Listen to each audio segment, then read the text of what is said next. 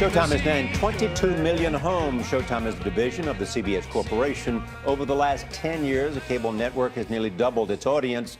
Matt Blank is the chairman and CEO of Showtime Networks, and we're pleased to have him here. Welcome. Thanks, Charlie. Nice to Two see you. things to talk about. First of all, is Verizon talking about only paying for the channels that people watch?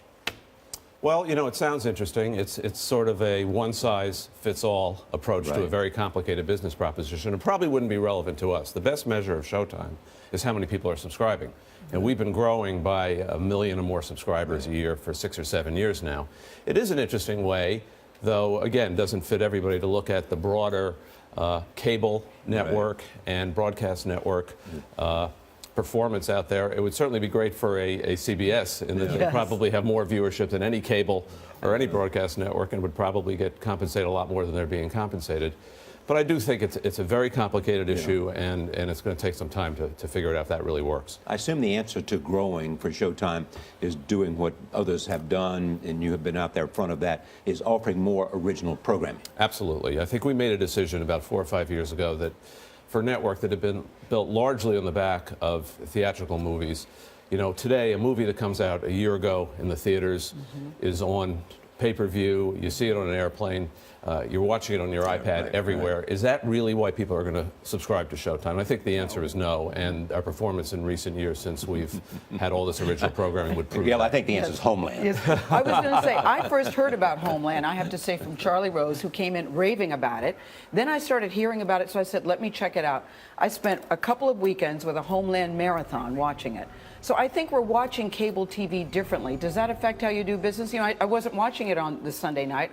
I watched it all in one setting. Does that affect you now? Well, it really works terrifically for us because we are not a prisoner of how many eyeballs are there at 9 o'clock on Sunday night. We like to say we're in the hearts and minds business, not in the eyeballs business. Because you have dual revenue sources. Well, actually, it's really just a single revenue source, but we don't rely on advertisers being there at 9 p.m. on Sunday night. So actually, if you look at all of our well-known original programming, 60, 70, 80% of the viewing to those shows, or a given episode of those shows, takes place after the premiere of that show. So 70% of the people who watch an episode of Homeland don't watch it on the Sunday night it premieres. They watch it on demand. They watch it on their VCR. So how do you monitor if we're watching? How do you monitor who's watching? Well, we do get that information. Okay. We are able to track that information, and it proves some very, very good things for us. We even see some interesting dynamics in older seasons of shows. This is one I just heard. Last season in Dexter, which was the 7th season, half of the people who watched Dexter on demand were watching a previous season.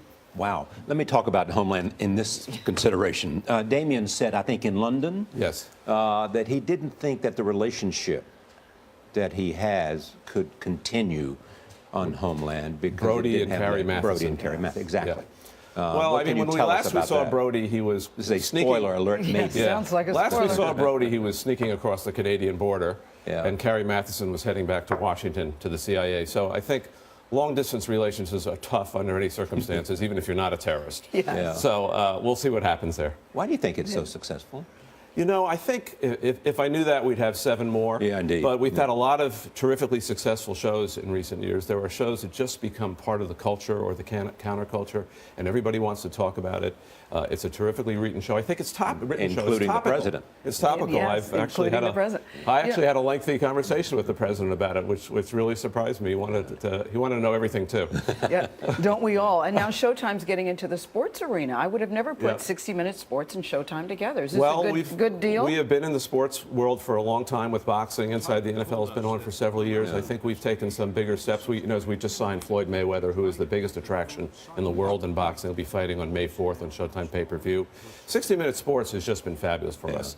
I don't think this is something that would have come to us a bunch of years ago. I think the Showtime brand had to raise to the point that we felt it would work for 60 Minutes. And, you know, our boss, Leslie Moonves, was supportive of it. Jeff Fager from CBS News was delighted to do it. And it's working. It's great. Matt Blank, thank you. Great to see you. Thank you, Matt. It's nice to be here.